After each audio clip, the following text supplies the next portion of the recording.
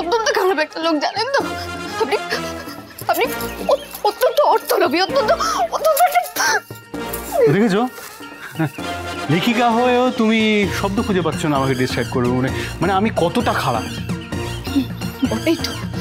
আর শুনুন, লেখাটা না আমি দুর্দান্ত লিখেছি। হ্যাঁ, চাকরিটা আমি পেয়ে যাব। আর একবার চাকরিটা পাই, তারপর পাই তো পাই, আপনার সব হিসাব আমি মিটিয়ে দেবো। তার কোনো গ্যারেন্টি আছে যদি পালিয়ে যাও? প্রশ্নই উঠছে না। আপনার যদি 8 আনা পয়সাও বাকি থাকে না, এই ঝিল্লি চৌধুরী তেঁতুল পাতা থেকে কোথাও যাবে। শিওর? পাক্কা।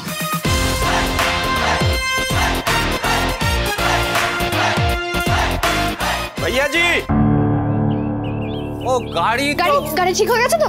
না, ও গাড়িতে সময় লাগবে, কালকের আগে গাড়ি ঠিক হবে না। কাল? না, কাল হলে দেরি হয়ে। আমরা বরং ট্রেনে করে বেরিয়ে যাই, কালকে কেউ একটা এসে বাড়ি থেকে গাড়িটা নিয়ে যাবে। और ये जो फोन लगता है आपका है, वो गाड़ी में था। ও, বাড়িতে তাড়াতাড়ি একটা ফোন করে বলুন আপনি সুস্থ আছেন। সবাই নিশ্চয়ই খুব দুশ্চিন্তা করছে। কোনো লাভ নেই, ফোনে চার্জ অফ, আর এখানে চার্জ দেওয়ার জায়গাও নেই। তাহলে তাড়াতাড়ি বাড়ি চলুন। আর একটা কথা, বাড়িতে গিয়ে আন্টির সাথে কিন্তু কোনো অশান্তি করবেন না।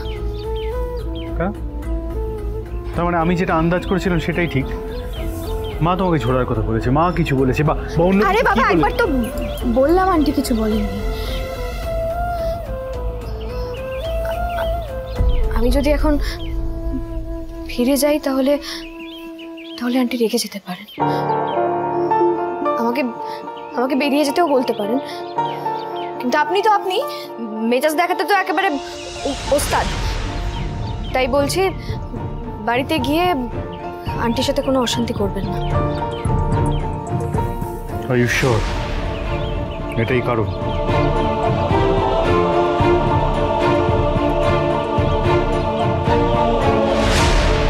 মিস্টার সিংহ রায়, ঝিল্লি চৌধুরী বাধ্য হলো মিথ্যে বলতে।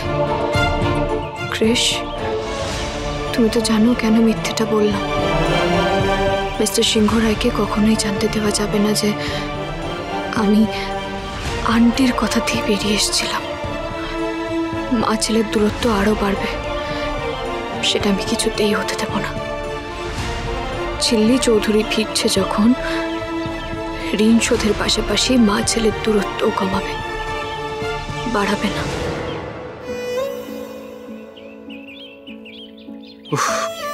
কিছুদিনের জন্য অন্তত নিশ্চিন্ত, খুঁজতে বেরোতে হবে না। তেঁতুল পাতা সোম থেকে রবি প্রতিদিন সন্ধ্যে 6টায় স্টার জলসায় ও ডিজনি প্লাস হটস্টারে।